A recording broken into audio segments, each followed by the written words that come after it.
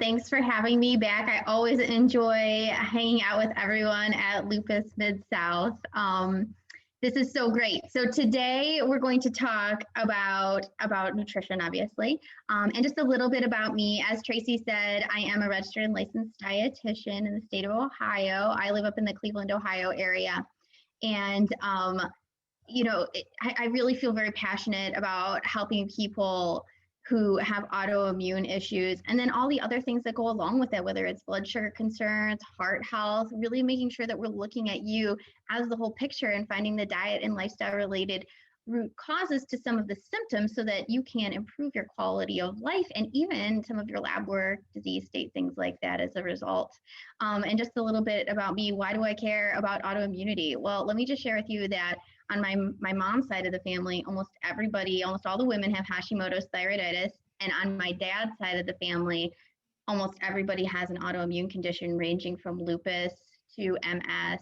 And my dad has ulcerative colitis. So this is a thing, you guys, and it's, super important to me personally. And I feel like we have so much power over how our disease continues if we take some steps when it comes to exercise and of course food.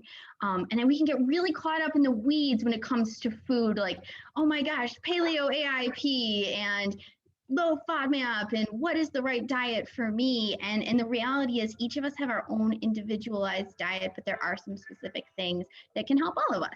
So I want to get us started today. I'm going to share my screen. And then as far as questions go, please, I welcome questions.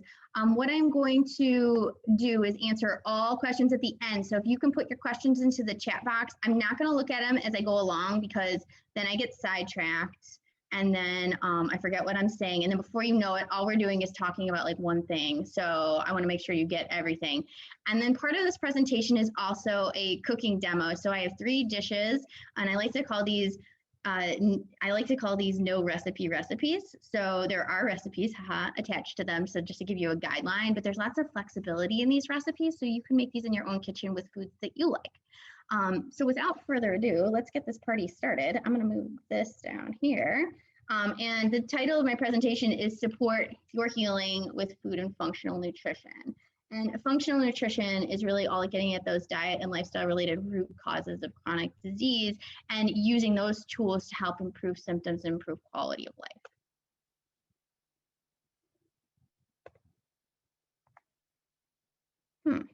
There we go. Okay. So what we're going to do today is we're going to talk about nutrition concepts as they relate to 5 specific pillars of health.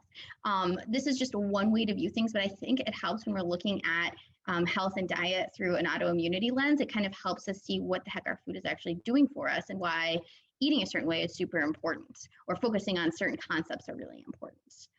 So we'll learn about each pillar and why they're important. We'll identify food compounds, so we'll get a little bit into the science, but not in a way that's going to leave you with your head spinning for sure.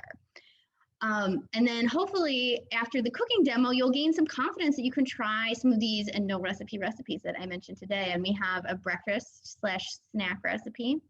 We have a lunch/dinner recipe, and we have a snack recipe that you can keep ready for the get-go in your cupboard. All right, so what the heck are these 5 pillars of health?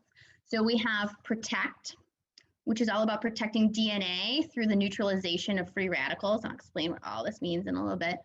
Repair, repairing our damaged cells. Normalize, so normalizing hormones, normalizing our blood sugar, boosting our immune systems in the correct way. Sometimes boost, I should really put optimize. Optimize the immune system. Sometimes we have to help it calm down versus ramp up, but get it to a good place. And then control inflammation, which is a giant part of what food can do for any of us with autoimmune conditions. So when I'm talking about protecting, what I'm talking about here, I've got this image here. So I've got this poor little boy in the tank. He's our DNA. He's good, right? We don't want to knock him into the tank here.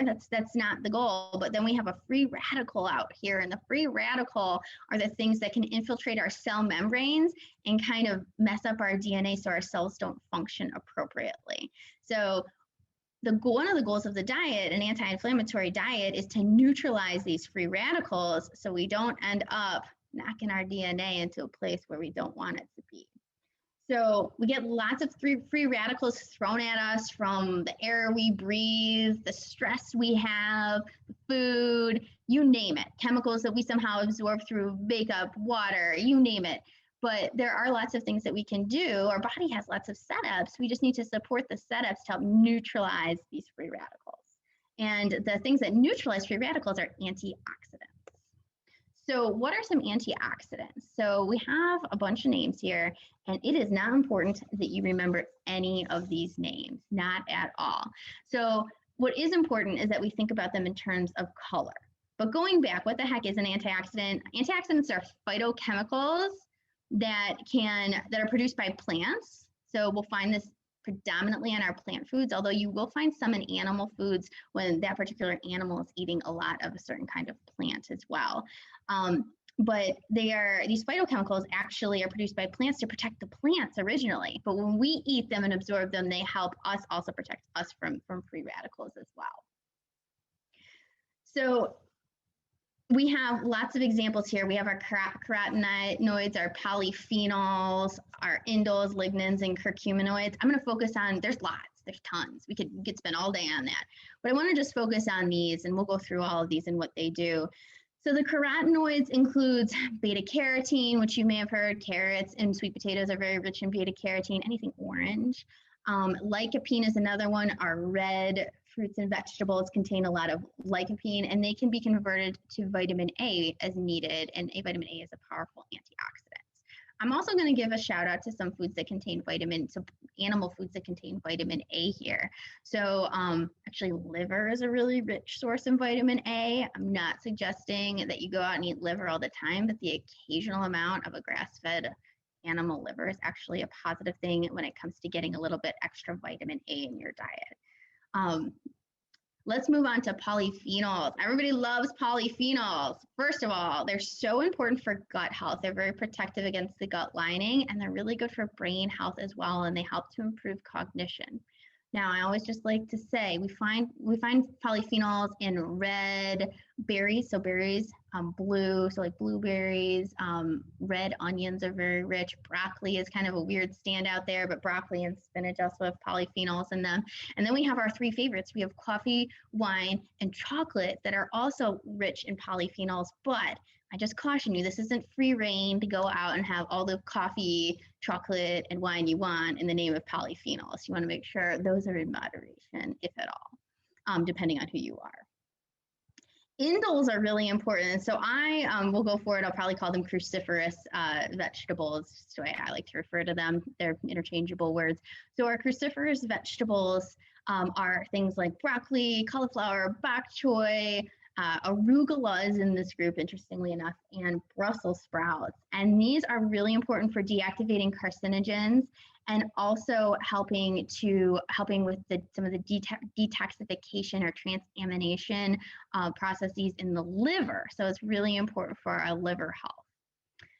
Lignans, which we'll find in things like flax seeds, other nuts and seeds are very rich in lignans. Lignans contain lots of antioxidants, and they can actually decrease your risk for heart disease.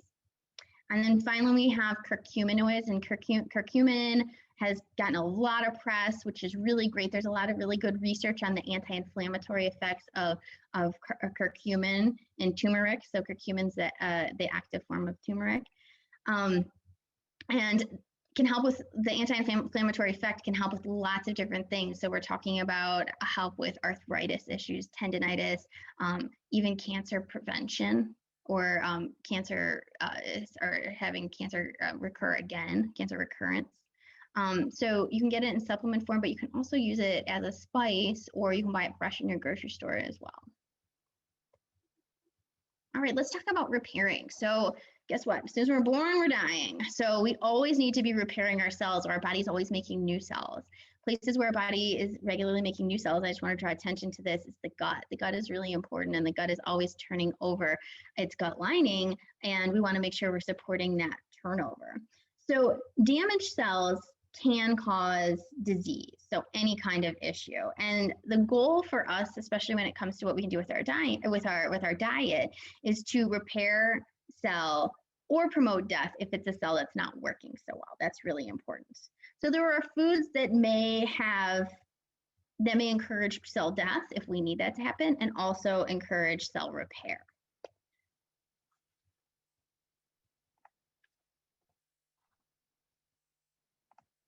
There we go.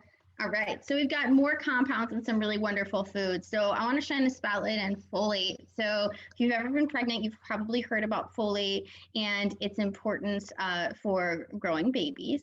It's really important for the development of the spinal cord and the neurons. So folate comes in as a B vitamin, and it comes in lots of different foods overall. And high intakes of dietary folate are associated with decreased risks of lots of cancers, including GI, colon, and pancreas. And it's also, again, one of these antioxidants can be very powerful in supporting especially our neurological system. So where are we going to find these? You'll find these in things like asparagus, nuts, seeds, beans, beets, avocados. So it's not a particular group that has folate, but it is important. Again, this is a good reason why it's important to include lots of variety in your diet. And you're going to see these indoles come up over and over again. These cruciferous vegetables are so important for everything. But one of the reasons it's really important is because of the sulfur-containing compounds found in these cruciferous vegetables. They can be really helpful in supporting apoptosis, which is natural cell death. So sometimes our cells need to die, turn over, so that new ones can be made, and the indoles can be very helpful with that. Allium, so garlic, and I know somebody asked a question about garlic, and I just saw garlic pop across my screen, so we will talk about that in a little bit. It's another sulfur-rich vegetable, and that can be helpful for supporting natural cell death as well. So we're talking about onions, scallions, garlic, shallots, anything in that family is really great. And then the curcuminoids are also another one that's really helpful to promote cell death as well. So moving on to normalize. This, I think, is so important for anybody with an autoimmune condition. So whether you have diabetes, prediabetes, I heard somebody on the earlier presentation talking a little bit about hypoglycemia, which is certainly a question I can answer too. But if you're prone to low blood sugar for some reason, it's really important to eat to support your blood sugar levels. So there's lots of foods that do support it. And actually all the recipes that we talk about, I'm going to actually put a focus on supporting normal blood sugar levels. And the key here is making sure that you have a good amount of fiber, fat, and protein, the correct amounts in the diet. So we'll be talking about that as we move on. What we don't want are situations where we're either skipping meals or eating meals that only have one nutrient. And a lot of times we fall into a trap where maybe we have a very carbohydrate heavy meal, like a pasta or something like that, and we end up, or we have a carbohydrate heavy snack. This happens even more often. Chips, pretzels, crackers, even just an apple or something like that. We end up having a spike in blood sugar, and before we know it, we're crashing, and we're either getting really tired, really hungry, really irritable. Something may be happening along those lines. The other thing we want to also pay attention to is normalizing hormones and cholesterol.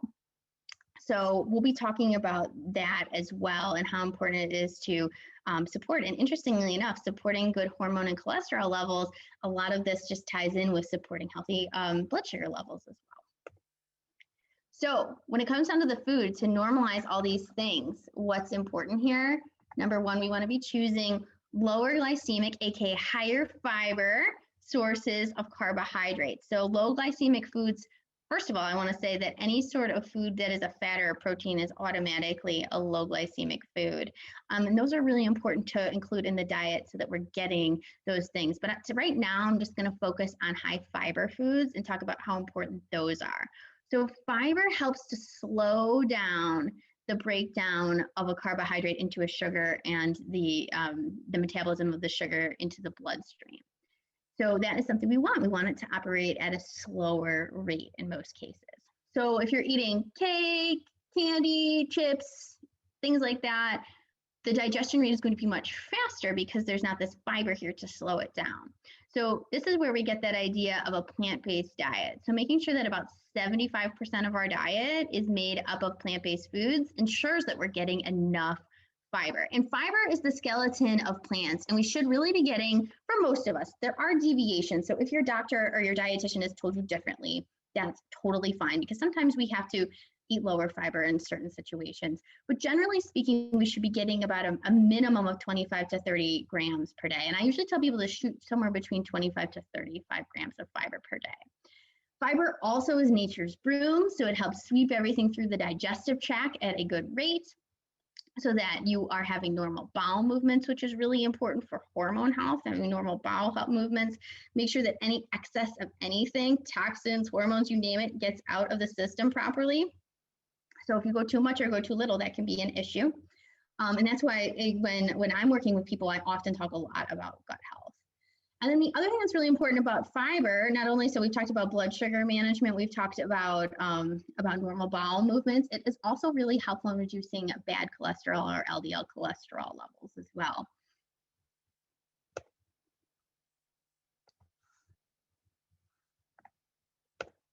All right, let's talk about boost, AKA optimize. I think I like that term better here, but making sure that we are eating foods that are going to support immunity and detoxification. And then also, I keep bringing up the gut, but making sure we're supporting things for our gut health as well is really important.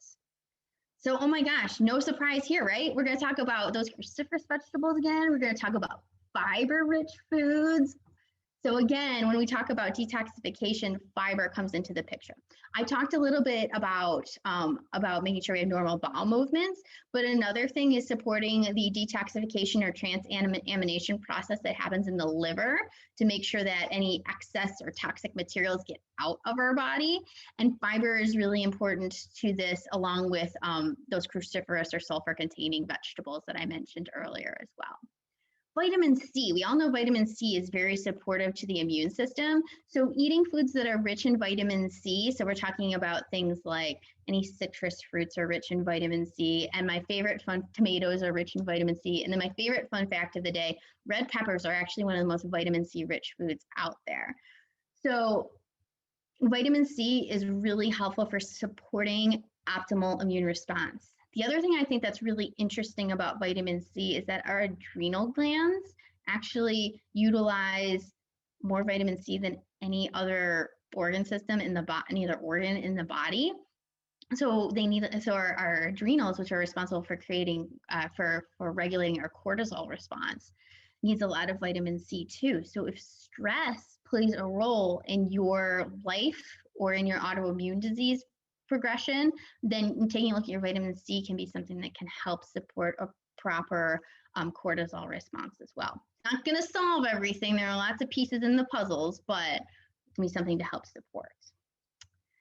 Let's talk about the microbiome. So we have over, I think it's 100 trillion bacteria, virus, and yeast that hang out in our guts. So there's actually, it's estimated that there are more cells, more bacterial, or more microbiome cells that we have than we do of our own cells. So, and they play a role in absolutely everything. We're seeing connections when it comes to our immune system, because at least 70% of our immune system is housed in our gut. And then also when it comes to metabolism and blood sugar control, there's a thing called the gut-brain axis. So our microbiome is very active in our brain and cognition and mood. So making sure that we're supporting a gut microbiome where we have more good guys than bad guys, and we have some diversity of species in there, is really important. So how do we do that? Sure, yeah, we can take a probiotic, but there's actually, we're kind of just, and I'm all for that, but it's very individualized, and you can certainly do it. But I'm not going to talk about that today, A, because it's very individualized. B, we're really just hitting the tip of the iceberg of what we know about what different strains do for different conditions and different symptoms. What is important for supporting a whole, good, solid microbiome is what we eat, of course. So again, fiber, star of the show. Fiber is super important. We want to be eating those high fiber, plant-based foods. Fermented foods. So in order to flourish, our microbiome needs prebiotic, aka it's food. So prebiotic foods come in the form of fermented foods like kefir, kimchi, fermented vegetables, sauerkraut, yogurt. So there's plant-based yogurts, there's milk-based yogurts, whatever works for you. And when we're talking about fermented foods, you just want to make sure that A, you're getting them from a reputable source, and B, they're refrigerated. So if they're shelf stable at the time that you buy them, chances are those fermented foods are not going to be not going to have that those probiotics or good gut bacteria available. And guys, I'm so sorry, I got a little ahead of myself. So let me just clarify a couple of things. Prebiotic is the fiber. That's our fiber that is going to feed our gut bacteria. Probiotic rich foods are like fermented foods that I was just mentioning, and those contain those good gut bacteria. Got excited there. So let me just clarify, our probiotic rich foods are foods that contain the bacteria that are good for our gut health. So we're talking about things like dairy and non-dairy yogurts, kefir, kimchi, sauerkraut, kombucha is also another product that is kind of hot right now. So those are all good probiotic foods. And then we have prebiotic rich foods, which have good fibers that the good bacteria like to eat. So there's any plant is going to feed good gut bacteria. So that's the good news. Most of our bad gut bacteria thrive on sugar. So that's something interesting to pay attention to. But good gut bacteria thrive on basically any plant food you can think of. Some interesting superstars here, avocados, green bananas, Jerusalem artichokes, if you've ever had one of those. Those are three standouts when it comes to supporting, and olives as well, supporting, providing that prebiotic rich fiber. Oh, asparagus on the picture, and I know a lot of people like that too. Last but not least, we want to talk a little bit about controlling inflammation. And our diet can do a lot with this. And we've already talked about one thing. Number one, our diet can help to control inflammation by providing us with those plant antioxidants that we need to neutralize the free radicals.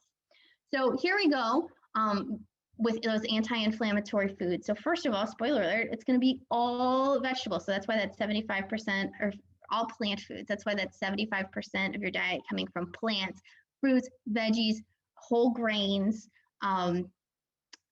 is really, really important. So we have our berries here, and berries, I gave berries a little standout because we always hear about how they're a superfood, but again, they typically contain really good concentrated sources of these antioxidants that we need to neutralize free radicals. We haven't talked about it yet, but omega-3 rich foods are also very important. So omega-3, good sources of omega-3s are our wild-caught salmon, and I'm going to actually feature that in a dish I'm going to make here in a second. Different nuts and seeds, chia seeds in particular, which I'm also going to be working with, are really high in omega-3 fatty acids. And omega-3 fatty acids are really good at reducing inflammation within the body. We have a ratio between our antioxidant fatty acid, omega-3s, and our pro-oxidants fatty acid, omega-6s. We're always going to have more omega-6, but we want the ratio to be a little bit closer than it happens to be when you're eating the standard American diet. And then last but not least, we have our alliums, again, super important for detoxification, and then also they're very important because they tend to be antimicrobial foods, so they can be helpful in clearing out some of the bad bacteria that may be residing in the gut. So that's very important. So I keep talking about this plate, 75% of your plate from plants. Where does this come from? So I didn't just make this up. This actually comes from a lot of research and is supported by the Harvard T.H. Chan School of Public Health. So this is like the standard. So when we talk about like what is a healthy diet for the average person, it should be a plant-based diet where 75% of our diet is coming from plant-based foods, but we have the other 25% of our diet coming from minimally processed sources of animal protein, because that will provide us with a good amount of the amino acids that we need to repair our body, keep on appropriate muscle mass, things like that. So there would be some adjustments that I would personally make to this exact graphic, but generally speaking, we want most of our oils, we want to have some fat on the plate, and you'll be seeing in my examples how I do that. And oils that I really like, extra virgin olive oil, grapeseed oil, and avocado oil are my standouts. Trying to minimize your use of saturated fats, especially if you're concerned about heart issues, avoiding trans fat, avoiding commercial foods that have a lot of fat in them that may contain either trans fat or just high amounts of saturated fat, aka your baked goods, is a smart idea. Making sure half your plate consists of fruits and or vegetables. And we're talking about non-starchy vegetables here. The starchy vegetables like potatoes, peas, and corn go in another part of the plate. Then we have our whole grains or starchy vegetables, and that should be about a quarter of the plate. And then, like I mentioned, our healthy protein. So really trying to make sure we have all those pieces and parts and almost look at our diet, or our meals, I should say, as a puzzle can be very helpful in helping you structure a plate that's going to support good blood sugar, that's going to keep you from getting hangry in the middle of the day, and over time is going to help some of the symptoms you may deal with, like fatigue, joint pain, etc. Last but not least, we're not going to focus a lot on it today, but getting enough fluid is essential. So you need about half your body weight in fluid ounces. I always tell people, if you are carrying a little bit more weight, so maybe like 20 to 25 pounds or more, then I do suggest going with your happy weight. So what you have typically weighed for most of your life, or where you feel your best, and using half of that. Because if you're in a situation where you're drinking over a gallon of water every day, that's not typically necessary. All right, let's get practical. I like practical stuff. And like I said, we're going to be doing I'm going to move this up here so you can see the plates and everything. So this is the T.H. Chan School of Public Health plate in real life. So this was a real life plate of mine, and it was about a couple years ago. And it was when it was nice outside. I don't know about your weather, but our weather's a little cloudy and cold today. But we should be filling about half our plate with those veggies. You can see I also have about a quarter of my plate. So that's about 1/2 to 1 cup of starchy vegetables. So in this case, it happens to be sweet potato fries. And I actually use the Alexia brand here, so frozen sweet potato fries. I'm going to be talking about some products that can help you with shortcuts today, because I know as great as it is for us to make all of our food 125% from scratch, sometimes it's nice to have a little shortcut. So the Alexia brand is pretty clean. And then I have a piece of salmon here as well, and this piece happens to be about 4 or 5 ounces. And then you can see here that I have it's actually about a teaspoon and a half of an avocado oil mayo dip. So that's my plate. We're going to talk about how to build your plate here in a second, but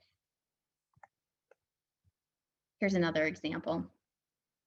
And then preview of what we're going to do, we're going to build a bowl. So I'm going to go through most of this PowerPoint, and then we're going to take a time out and talk about building bowls. So in this when we're thinking about building a bowl, you don't need to follow a recipe.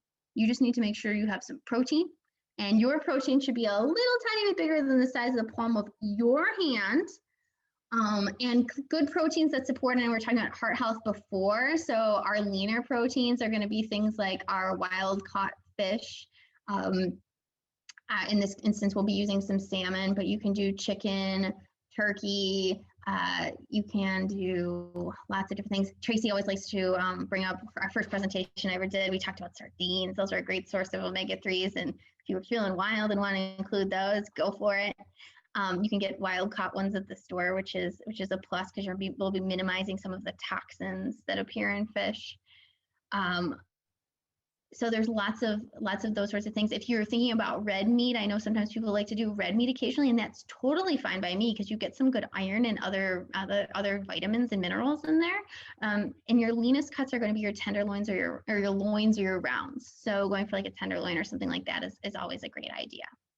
Then I always suggest doing one of those powerhouse veggies. So here I've got my cruciferous vegetable right here, my broccoli.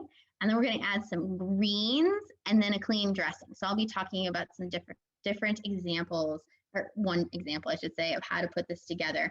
And you probably all know this basic concept, like if we think about the Chipotles and the other build-a-bowl places in the world, but kind of breaking out of the Mexican-inspired box, or the bibimbap. So I love bibimbap. Like Asian style. You can certainly do this with a stir fry, and thinking about how to do it Mediterranean, or just honestly throwing together whatever you have, which is what I'm going to show you how to do today. Super powerful, and you can get a really good, nutritious meal that way.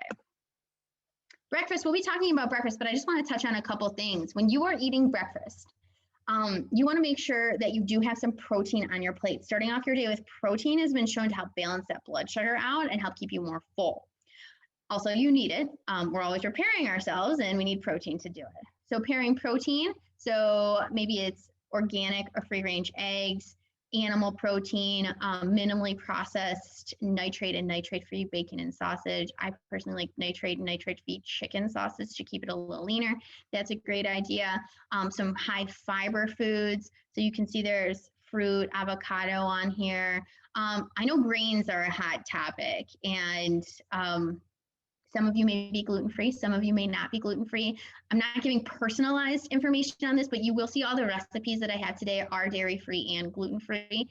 So sometimes that can be beneficial for people who are trying to reduce inflammation secondary to an autoimmune disease. So if you haven't tried that, definitely something to try. And I'll talk about an opportunity here in a little bit that we have coming down the pike that can help support that, that experiment, if you will. And then we have our superstar foods. I think always including a little plant-based fat is a great idea. It helps stabilize blood sugars, helps you feel nice and full, contains lots of nutrients. So we're talking about things like nuts, nut butter, chia seeds, ground flax seeds, that sort of thing. And today we're going to be making pumpkin chia seed pudding. So if you're a pudding fan, especially if you're somebody that likes tapioca pudding or something like that, and you haven't tried chia seed pudding, give it a whirl. I'll be totally honest, I hate tapioca pudding, and I put off the chia seed thing for a long time because, yikes. But it's actually really good. It's a texture that, even though I don't like tapioca, I can handle this for sure. And we can do a lot of really cool things with chia seed puddings. So I'll be talking about that and how you can customize it. So there's my pretty example. You'll see the real life version here in a minute.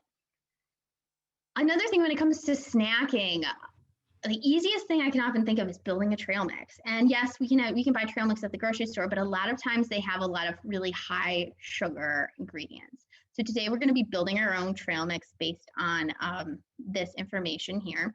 Super easy.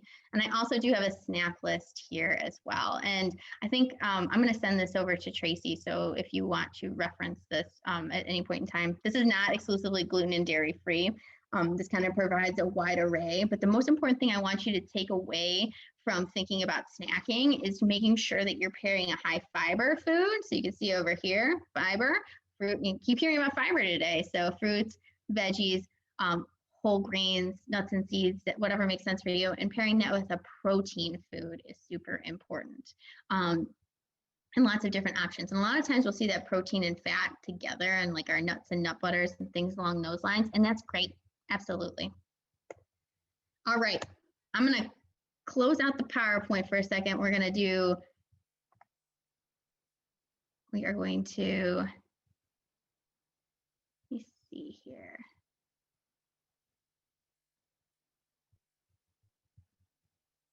There we go. I do a lot of Zoom. I don't know why I just blanked on that. Okay, so what I'm going to do is go through some of the recipes with you right now. So first things first, I'm going to start with that buildable that I keep talking about. So I have myself a nice size bowl, and you can see about half of it's filled with a nice handful of greens here. So what we happen to have up here, some of you will probably have this as well, a brand called Organic Girl, but any kind of organic green is a good way to go. Some spinach specifically should always be organic if you can find it. It is on the Environmental Working Group's Dirty Dozen list. I'm talking about spinach particularly. So if you're interested in minimizing toxins in your diet, which is always a good idea, or pesticides, making sure you're choosing an organic brand is a good way to go. I happen to like this one because it has 5 different greens in it, so I get a good selection. And sometimes I switch between different blends to mix it up. Then what I do to make this really easy is I take whatever vegetable I had from the night before, and we happened to have a coleslaw last night. You can see that. So I'm literally going to take my half cup and give a generous, and sometimes I use my measuring cups to as serving utensils. It helps me kind of stay in line with portions. But I'll just give a nice generous size bowl of this. And I just want you all to know I'm really going to eat this when we're done with this presentation. So a little bit more. Again, we get those cruciferous vegetables in here. This is a broccoli-based coleslaw blend. So I didn't do a lot. I literally took one of those like slaw blends, broccoli, cabbage, again, all those good cruciferous vegetables. And I toss it together with some Trader Joe's balsamic and fig dressing. So this is really delicious, and it's an olive oil based dressing. And then I threw in some dried cranberries that didn't have any sugar, so unsweetened dried cranberries, and some what did I use? Almonds, some slivered almonds, tossed it together and called it a day. This doesn't have to be fancy. Then I'm going to move over here to the stove for a second and bring you something. So I know, there's a lot of talk when it comes to autoimmunity about carbohydrates. How much should we be limiting our carbohydrates? I think what's important here for most people, and remember, everybody's diet's a little bit different, but the goal is not always to go keto. You don't always have to cut out all the carbohydrates. That actually can backfire on some people. We do need carbohydrates to support proper hormone levels, for instance. Some people also, if you're really cutting out a lot of carbohydrates, then you end up it makes it a lot more difficult to get in enough fiber, that 25 grams of fiber throughout the day. So really depends on who you are. In this particular instance, I am using a Jersey sweet potato. So for anyone avoiding nightshade, this is a really nice choice.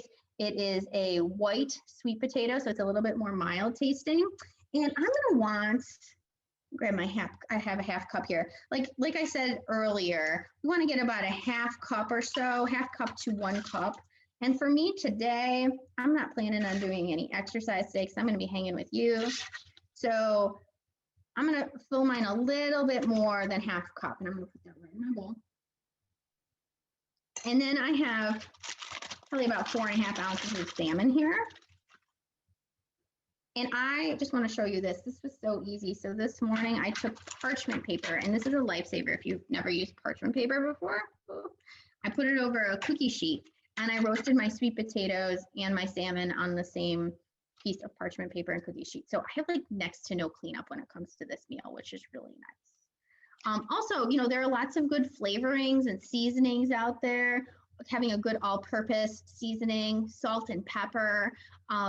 Remember, if you're worried about sodium levels, so if you have, if sodium levels are a concern for you, then doing a salt-free version is a great idea. A lot of seasonings, especially those from Trader Joe's, have very little salt. So some of your salt blends will give you nice flavor without tons of sodium in there. So that's something important to recognize.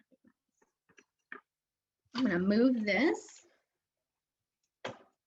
And then, like I said, we want to be drizzling a condiment-sized amount of fat. So I'm just going to use that Trader Joe's balsamic vinegar again. And I'll raise this up so you can see. So I've got my bowl, and I'm just going to do a little drizzle. Most of your salad dressings will say about 2 tablespoons as a serving. So I'm pretty good at eyeballing. I'm going to do a little less than that because I do have some on my, my coleslaw from last night as well. And voila, let me move this. Lunchtime, lunch is served. That can be really easy. You can build those up by not adding the salad dressing. I'd say that till the very end. And you can do something like that at any time, really. So like you can build 2 or 3 of those and then have them throughout the week so you can prepare them in advance. Let's talk a little bit about that chia seed pudding. So I actually made this morning. And you saw that much prettier picture earlier.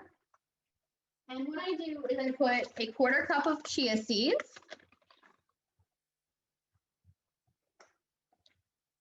One cup to 1 1/4 cup of milk. And this happens to be an almond milk from Costco.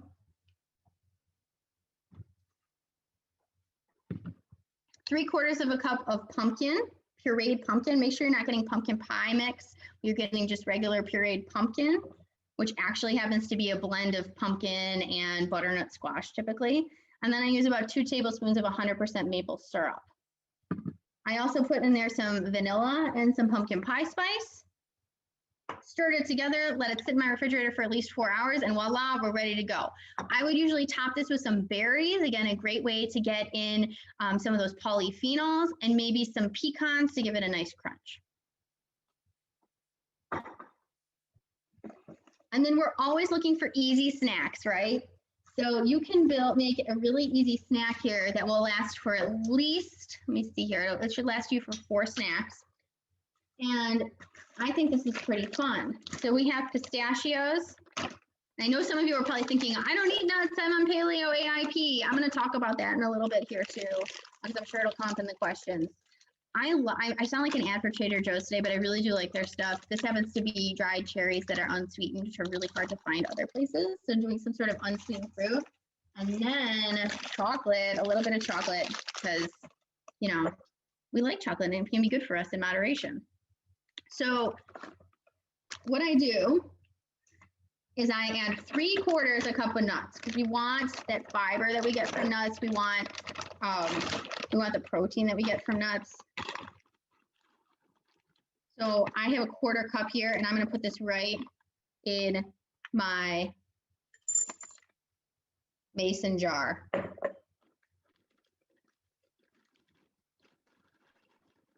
1. I'm just going to fill it down here so I don't spill. 2. Remember, this is a 1/4 cup, so I need 3 of these. 3. All done with the nuts. Then we have our dried fruit. We're going to add 1/4 cup of dried fruit.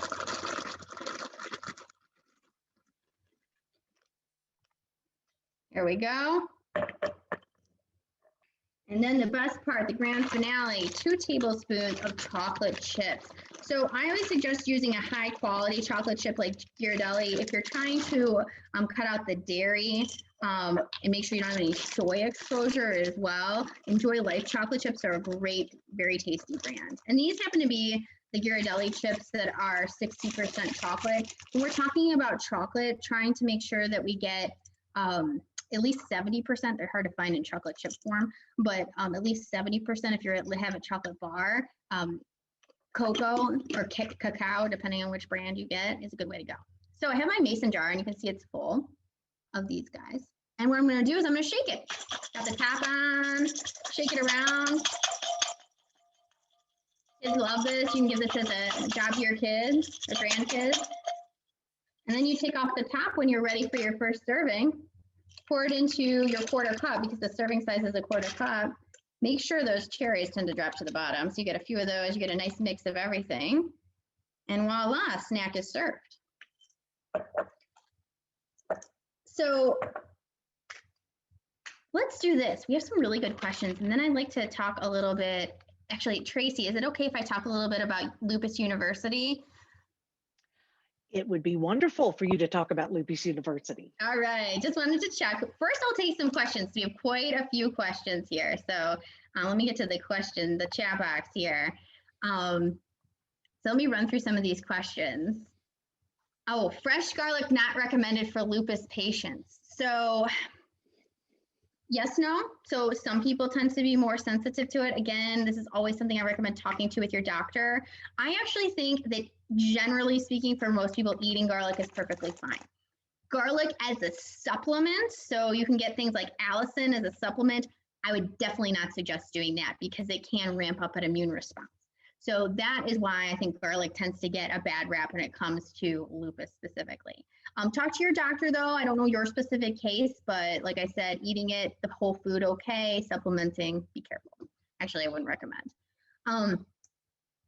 So if somebody's talking about being allergic to turmeric, oh my goodness, food sensitivities.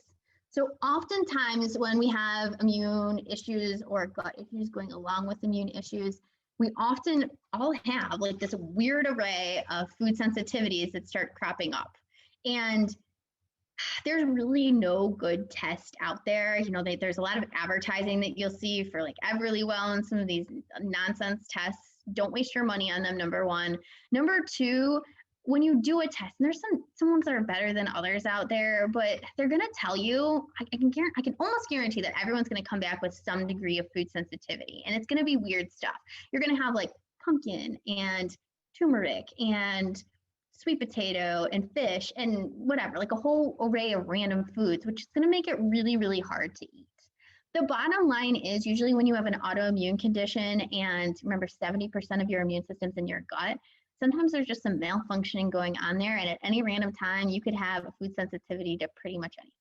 So there are some keys here. Number one, it's getting down to the basics, making sure you are getting enough fiber to support good gut health and everything else that comes along with fiber. So sometimes we get in that trap where we just restrict everything and it's really hard to get anything in. So making sure you are getting enough fiber is really important. There are some foods that typically the research shows we benefit from taking out, at least for a short period of time. So gluten and dairy are my heavy hitters. Soy and corn are second. Sometimes there are some other ones. Eggs actually fall into this category as well. Peanuts as well. And then there are diets you'll see that are even more restrictive than that. So we'll get into that a little bit. Vegan, someone's talking about vegan, and let's see, Jennifer is a vegan. And you were vegetarian for a really long time. Thank you for sharing your story. I'm just going to read this, Jennifer. You were whole foods, plant-based vegan for the past 8 years and vegetarian for 35 years, and then developed lupus. Yes, again, diet's not everything. Diet's part of the picture, but it's absolutely not everything. Genes are super involved in this, you know, and we really don't know. It's often not that we can point to a specific cause, and that's okay. But knowing what we can do with our diet in the future can be helpful for symptoms in the long run. Honey to add flavor to plain yogurt. Yes. So my top 2 sweeteners, I would suggest avoiding, Valerie, I'd suggest avoiding any artificial sweeteners. We honestly don't know what they do. And the research that's come out on the older ones isn't very good. So the more we find out, the more we find that artificial sweeteners like Splenda actually kill off good gut bacteria. People are like, oh, stevia is safe. Well, guys, stevia hasn't been around very long. So I don't know. My thought on how to handle the situation with artificial sweeteners is to really work on minimizing your sugar intake overall. Use honey and maple syrup sparingly, like I did with the chia seed pudding.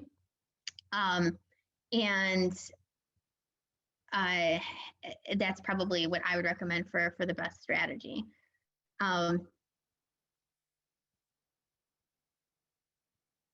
someone's making bibimbap today. I love it. That's great. Jessica, is milk good for lupus? Again, it's going to vary from person to person. If you've never done an elimination diet, we're going to talk about an opportunity for you. I definitely suggest doing it. And the 2 things I always suggest, if you've never done any food elimination, trying to go gluten and dairy free for 4 weeks and then reintroducing them back. The goal is never to stay super restrictive for a long period of time. Fabulous. Thank you for all these. Got some great comments coming in. Yeah, I will say, Jennifer, you mentioned, and a couple people are commenting on this, your doctor seems to be uninformed about diet. You know, I would definitely suggest broaching the conversation. It's often not part of the medical school curriculum.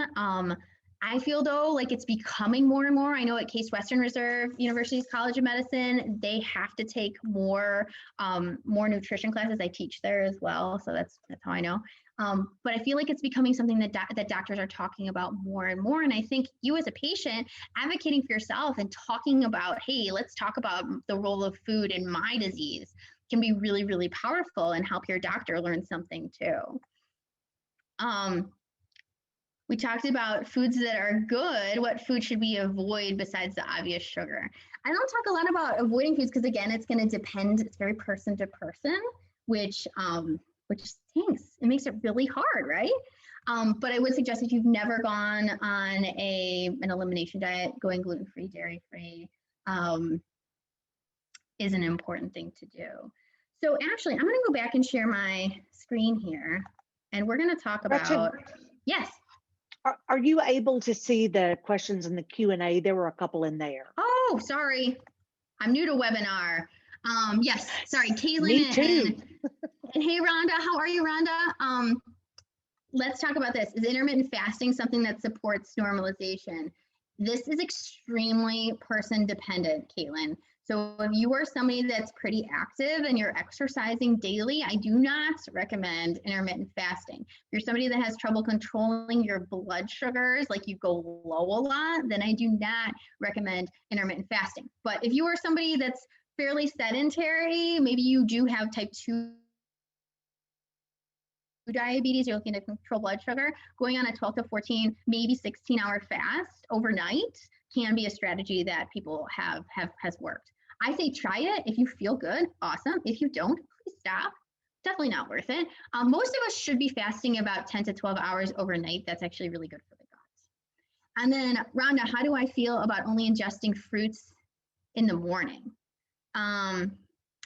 Again, very person dependent. There's no hard and fast rules for when to eat certain foods, what time to eat certain meals. This really depends on you and your schedule. So no, I don't really support that. But again, if you feel better doing it, it works for you as far as planning and everything, that's fine. So, all right, I'm going to bounce into this and talk about Lupus University, which is some really exciting stuff that we have coming up. So what can Food First? So we have a program called Food First. It's a 100% online elimination diet that is guided for you. So if you've never tried any sort of elimination diet to help reduce inflammation, this can be helpful. So what is Food First? What can it do for you? It can help you improve or eliminate digestive issues and reduce chronic inflammation. Woohoo!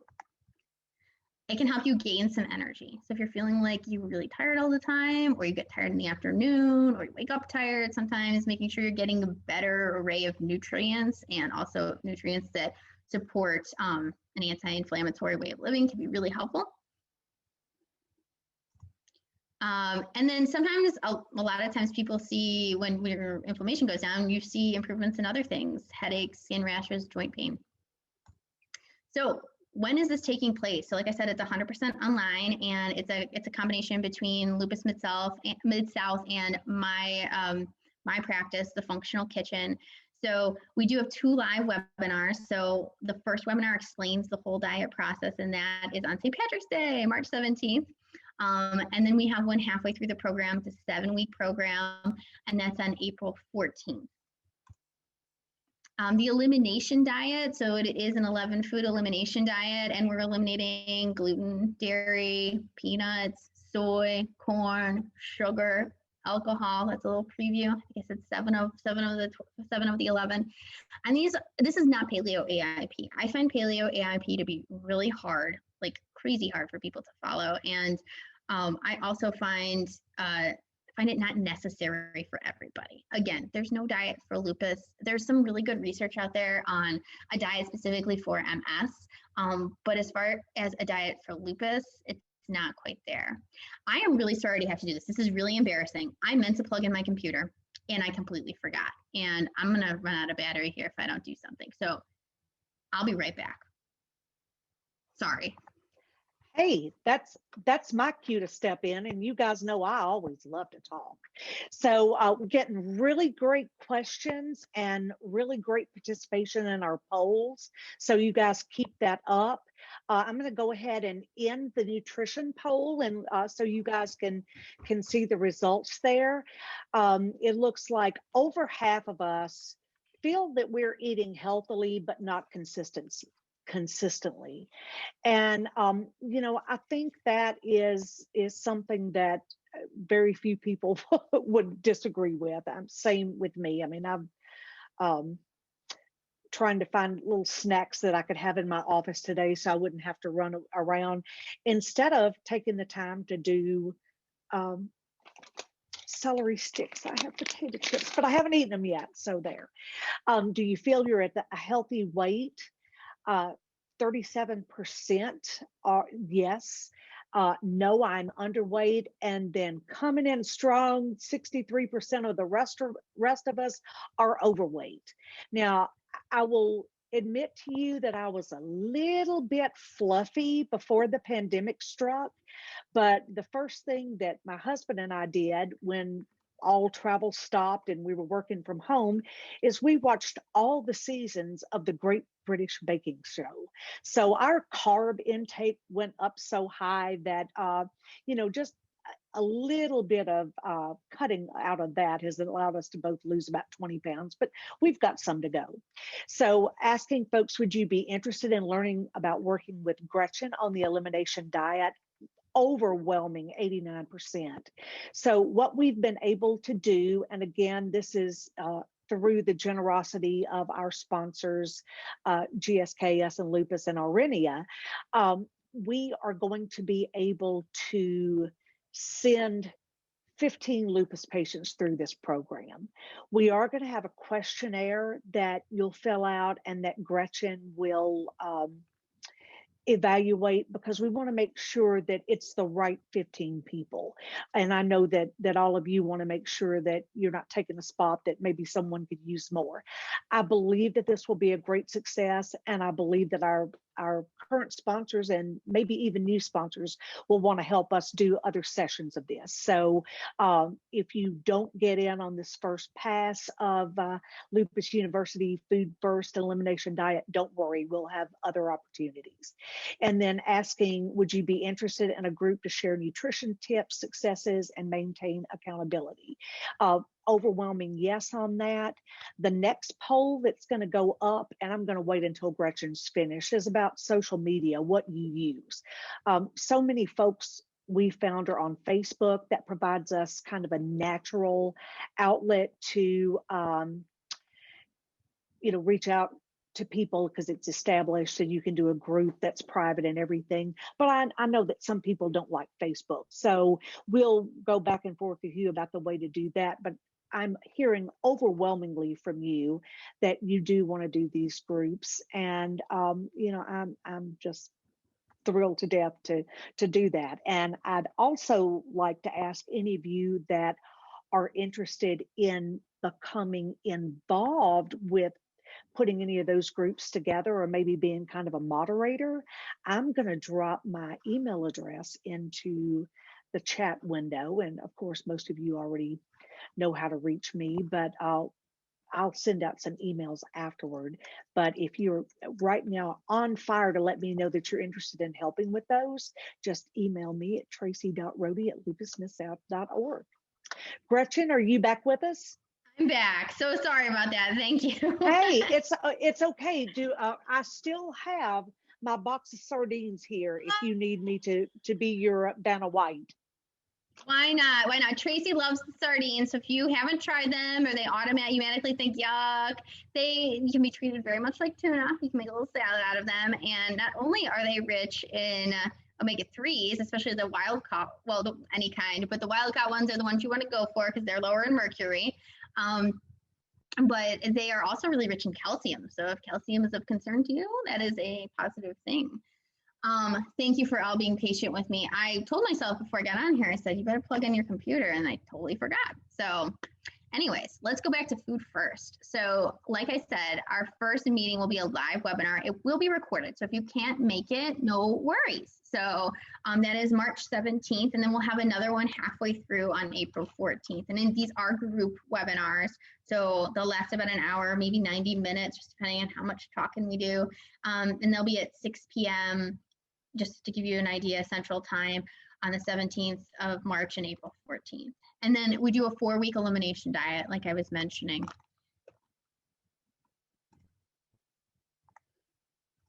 Okay. We also do the most important thing about any good elimination diet, which is reintroducing the foods back. Like I mentioned, there are really no good food sensitivity tests out there.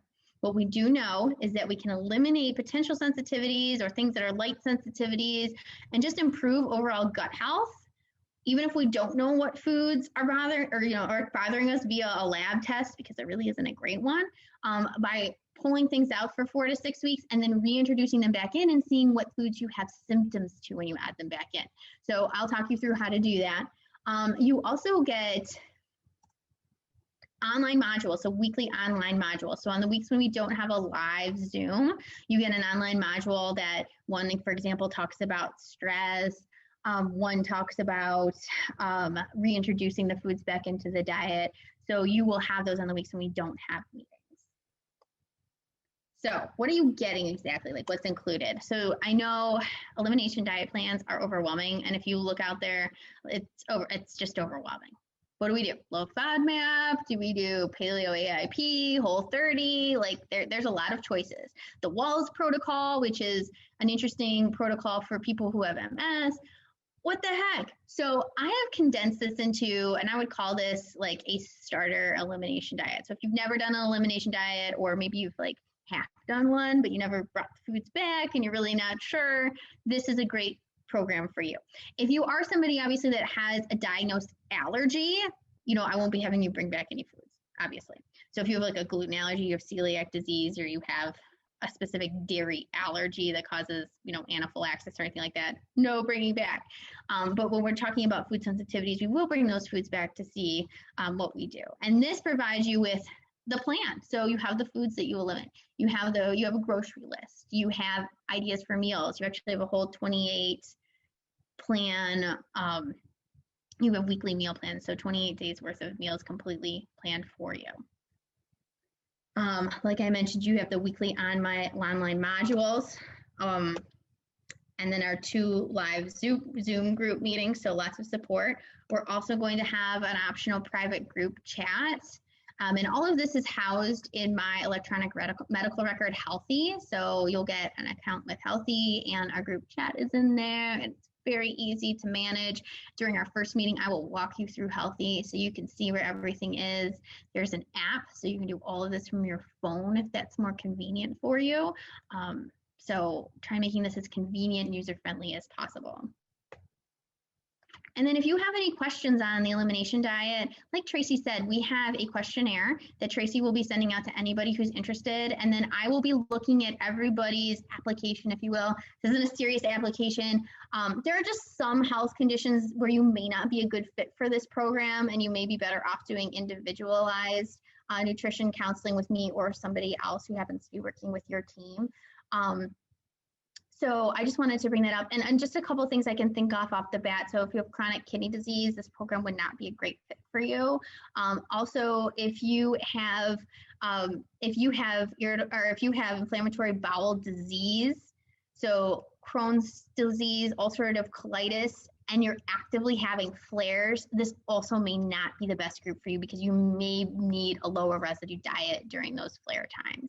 So those are 2 things that I can think of. Honestly, I can't really think of any other great examples. I want to take it situation by situation, but either Tracy or I will be in touch with you if you apply and to let you know if you are in. And we want to make this, like I said, as inclusive as we possibly can. So it's only if there's an extenuating medical circumstance where a group may not be the best for you would we say no. And I believe, like Tracy said, there's 15 spots available. If you have any questions about the protocol in the meantime, you can absolutely shoot me an email, and then feel free to follow me on Facebook and Instagram. Message me there too if it's easier. And Gretchen, make sure you let folks know that they can work with you individually at their own expense. We're just doing the Lupus University program will not be any cost to the 15 participants. Thank you so much. Yes, so you can work with me one-on-one, and if you are interested in doing that, again, please reach out to me via email, any of the social media, well, not any of the social medias, the 2 I'm on, Facebook or Instagram, and I'll get right back to you. And I always do a complimentary call to make sure you and I are a good fit together, and you understand my approach, and I understand your goals and your needs, and then we hit the ground running. So please feel free to reach out if that's something you're interested in. And I think with that, I think we have a couple more questions. Let me just. Yeah, we do have some more questions. Let me stop sharing here, and I'll pop on over to the chat. Okay. Veggie juice necessary or not? No, it's totally unnecessary. Actually, I prefer for you to eat whole fruits. And I'm going to get on my soapbox about the powders and things that are out there. Like there's like the super green things and all that is very nice. It's a great tool for getting in antioxidants.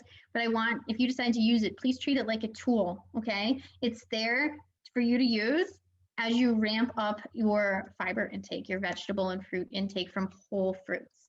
Our body does absorb nutrients best in its whole form. So whether it's cooked, frozen, fresh, doesn't really matter. But if we're extracting like parts of it, like the antioxidants and making a powder, we're not absorbing some of that stuff as well as we would if we actually sat down and ate a, bell pepper or an orange or whatever the case may be.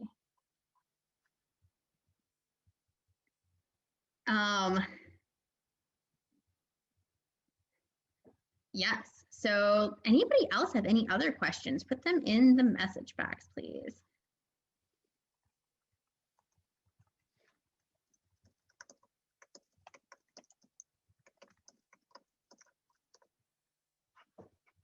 Oh, Let's see. We're going to talk about, so apparently people are asking a lot about, actually, I'm going to go over, we have some time here.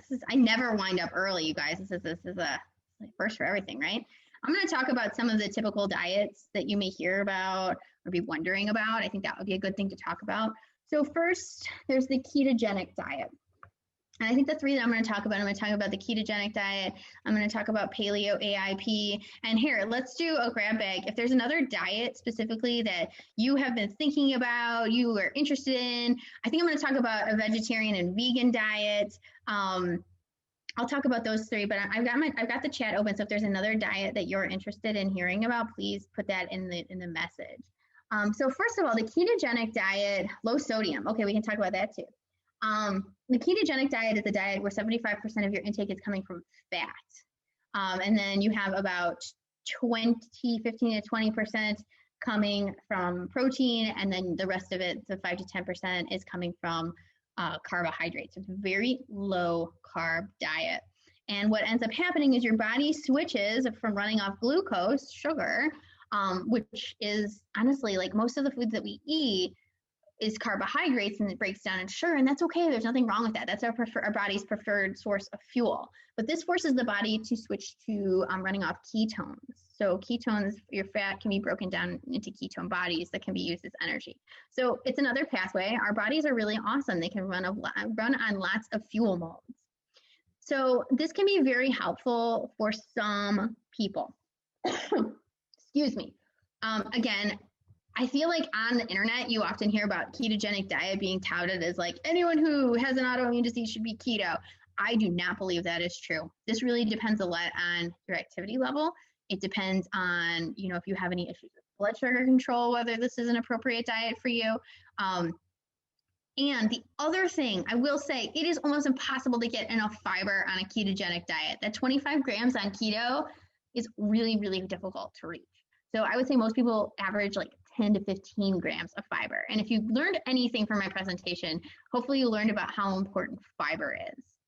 And what I would say about the ketogenic diet is doing it short term may be helpful, because it does. There's really good research around helping to improve blood sugar control, research around helping to reduce inflammation.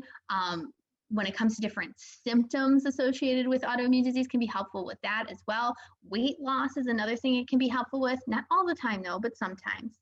But I would caution you not to be on a ketogenic diet for longer than 12 weeks. And the reason for that is after that point in time, your body really runs out of its, run out of its carbohydrate source, but it becomes harder for your body to make the hormones that it needs, because our bodies do need carbohydrates to make hormones. Our bodies also need fat to make hormones. So especially women can be very sensitive to being on a super low carb diet for forever. The other thing is, it's not really fun to go out to dinner on a ketogenic diet, and food and quality of life really go hand in hand. So what I always suggest to people is, if you want to go keto, go for it. But transition somewhere between 6 to 12 weeks, whatever makes sense for you, to a low glycemic diet where 40% of your diet is coming from carbohydrates, 30% from fat, 30% from protein. And again, if you need some guidance, you've been on keto for a while, you're confused about next steps, reach out to me and we can talk about working together one-on-one for sure. And then let's talk a little bit about, so we talked about keto. Let's talk about paleo AIP. So paleo AIP, if you guys have seen it, it's the autoimmune protocol. It is super restrictive. So this is another diet where when it's all said and done, we're cutting out all nuts and seeds, we're cutting out beans, we're cutting out any grain, gluten-free or otherwise. So you're basically eating like fruits. Oh, you're cutting out nightshade vegetables, so white potatoes, any sort of pepper, eggplant, tomatoes. It gets any like added sugar for the most part is out, except for I believe honey and maple syrup are okay in very small amounts. No coffee. I don't know about you guys, but struggle over here. I just enjoy my 1 cup of coffee every day. But there's no chocolate on the diet, so it's very restrictive. There's also not a lot of research around it, and we walk a fine line with super restrictive diets. So super restrictive diets, if we're not careful, can end up not getting enough fiber, like I talked about earlier.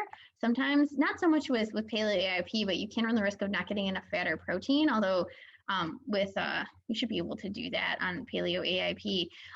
But again, it makes it really hard to just, do like fun things with food, like go out to dinner or, have desserts that don't require a million ingredients and different things like that. So I'm not saying you can't do it. You absolutely can. There's just not a lot of research around it. And I don't like to jump to paleo AIP unless we have a compelling reason to do so.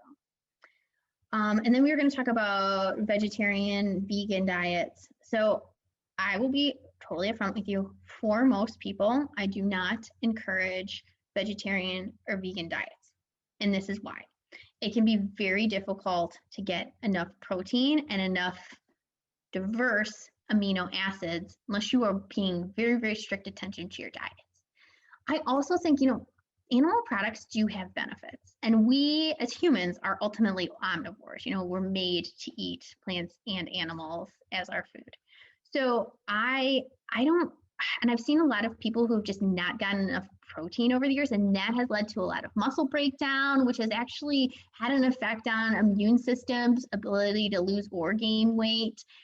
Just hormone production being another thing. So I think it's really important to consider what your reasons are for being vegan or vegetarian. If it's religious, if it's an ethics question, absolutely, and I'm here to support you on that. But if you are coming at it thinking like, oh, I think this may be the healthier choice for me, I would urge you to reconsider and to focus more on that 75% plant-based diet.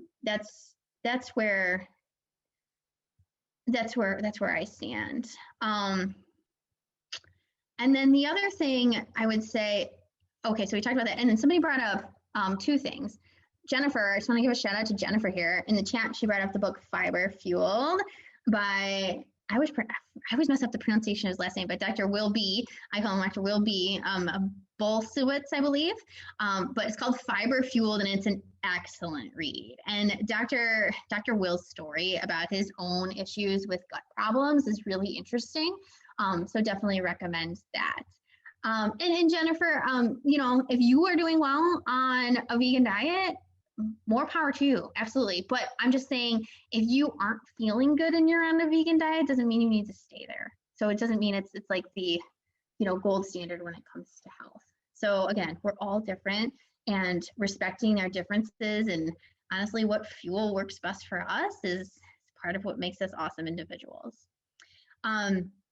The other thing, somebody brought up a Mediterranean diet. So probably the most research on diets has been on the Mediterranean diet. And the Mediterranean diet is a diet that really focuses on high fiber foods. So we're talking about whole grains, fruits and vegetables, so plant-based fats, specifically olive oil being a strong presence in the fat section,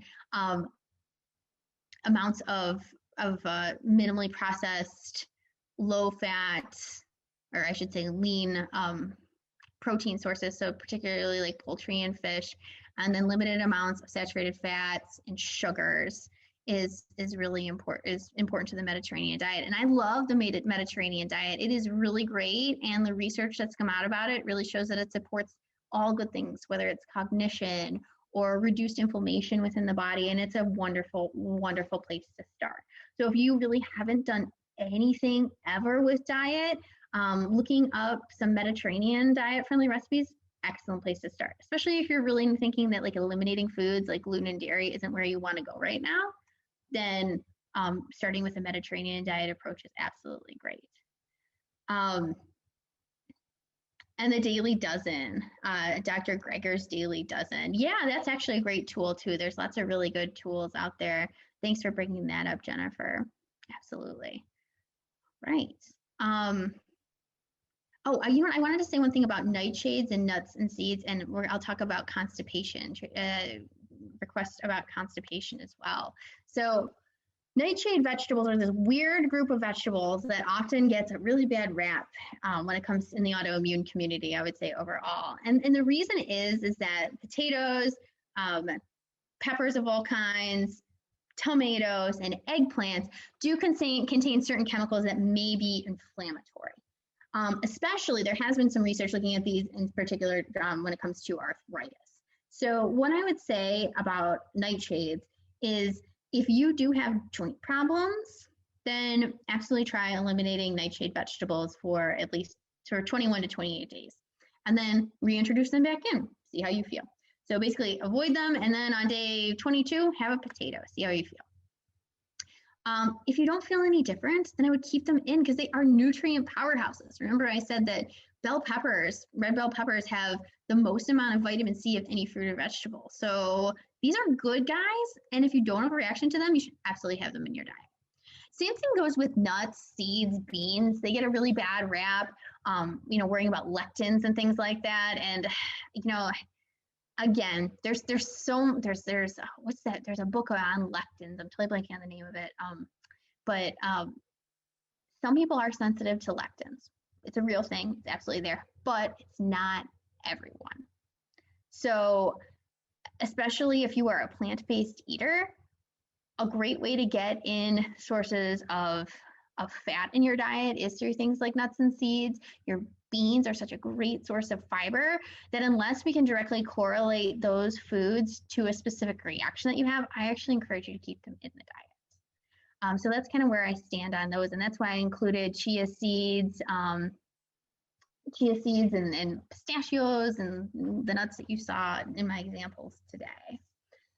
And then Jessica, I'm going to hit constipation here because it's one of my favorite subjects. I know you probably don't hear that very often, but Jessica's asking about berries. She eats 3 cups of berries a day. With diabetes, is this safe or too much? Jessica, it kind of depends on what your blood sugars are doing. I would say that's, if you're having those 3 cups a day, but you're breaking them out throughout the day and pairing them with fat and protein, that's probably okay because berries are very low glycemic fruit and they have tons of fiber. So they're a great food and it's hard to overdo berries. But if you're having them all at once and you don't have any other foods with them and you notice your blood sugars are going a little bit high, then I would suggest pairing them a different way. And is grapeseed oil okay to cook with? And this is from Idia, I hope I'm pronouncing your name right. Yes, I love grapeseed oil. I have it in my cabinet here as well. So that is a really good alternative to avocado oil or to canola oil. I'm not as big of a fan of canola oil or any sort of other vegetable oil too. And then let's talk about constipation. So constipation is actually very complicated, but if you have constipation issues, first thing you want to do, number 1, make sure you're getting enough fluid. A lot of times we're just not getting enough fluid. If you don't have enough fluid for the colon to reabsorb some of that water, it makes it hard to push everything on through. Second thing is getting enough fiber. So if you're not getting enough fiber, you want to reassess your fiber because oftentimes adding in that tablespoon of chia seeds every day or increasing your fiber intake will knock any constipation problems right out of concern. You'll be all good. So focusing on that is really important. Managing stress is also extremely important when it comes to constipation. So like I mentioned earlier, there's this gut-brain connection or the gut-brain axis. If we're really stressed out all the time, this can slow down the motility in the gut. And for some people, it translates into diarrhea, and some people it translates into more constipation. So if that's something you suspect on being an issue, definitely working with a counselor or taking things off your plate. Doing breathing exercises to stimulate the vagus nerve, which can be very helpful for improving motility. Those are awesome techniques I would definitely suggest. Let me think about so the other thing, if you try all those things and nothing works, then I would definitely suggest either going to see like a functional gastroenterologist, or if you have a good relationship with a gastroenterologist and talking about what might be a root cause of this. This is also something that I can help you with as well, but sometimes small intestinal bacterial overgrowth can be a cause of constipation or diarrhea. So getting a lactulose or a glucose breath test can help you determine if this is indeed the case.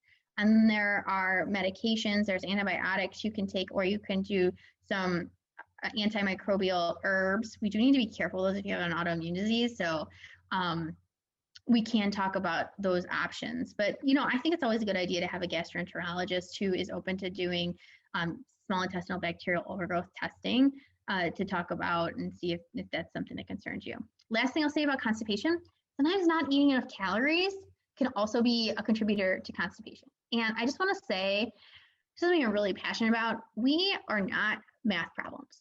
So I know we hear all the time like, oh, you want to lose weight, so eat less, exercise more, less calories coming in, more calories coming out equals weight loss. Okay, yes, if your body was functioning perfectly, this would be a little bit more accurate. But when we throw inflammation and other things like that that go along with autoimmune diseases into the mix, it's just not that simple. So sometimes eating too little can actually cause you to gain weight. It can definitely be a contributor to constipation. So making sure that you are eating enough, working with a dietitian to ensure you're eating enough, getting enough protein, getting enough variety, is really important. And I always encourage my clients to, track and keep a food journal of some sort. MyFitnessPal, Lose It are really good. I don't actually love typically their suggestions on how many calories you should get. And this is where working with a registered dietitian can be very helpful, because if you just use the formula, again, that's not going to take into account some of your other needs. So it may or may not be accurate for you. But the Lose It app, there's Chronometer and MyFitnessPal are really good for figuring out how many macronutrients you get in a day. So like tracking that. So carbohydrates, you check your fiber in there, fat, saturated fat and unsaturated fat, your protein, all that good stuff. So definitely something to consider. All right, Tracy, I think that just about wraps it up for me. Well, I have a confession to make, Gretchen. While you were plugging in your computer, I admitted that I had brought some potato chips in for my snack, but I have appropriately been food shamed, and I have carrots and hummus. Very nice. And wait a minute, guys. If you want, bonus round, I have a healthy potato chip option. Bear with me. What? I just like to crunch something. And, carrots are delicious, but it's not the same kind of crunch as a potato chip. Because I love potato chips. They're one of my absolute favorite foods, and no shame. But if anyone's ever tried Terra chips, they are made with root vegetables. So sweet potato, batata, taro, and parsnip. Now, they do have expeller press canola oil, which I mentioned. Canola is not my absolute favorite, but the expeller press isn't as bad.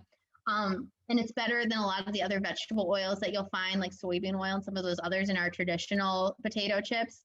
So if you are somebody that doesn't eat potatoes, but you eat other root vegetables, I should say white potatoes, but you eat other root vegetables, plus you're looking for something that has been cooked in a healthier oil, Terra's your brand. We got a late breaking question about bone broth. Oh, okay. Bone broth. Yes. So bone broth is really great. It is good for your gut. Thank you, Gloria. So bone broth is very rich in L-glutamine, which is the #1 source of fuel for our gut cells. So really helpful if you're concerned about food sensitivities or you feel like you have all these gut issues going on. It can help improve leaky gut symptoms, which can happen when we have IBS and diarrhea, constipation, bloating, things like that.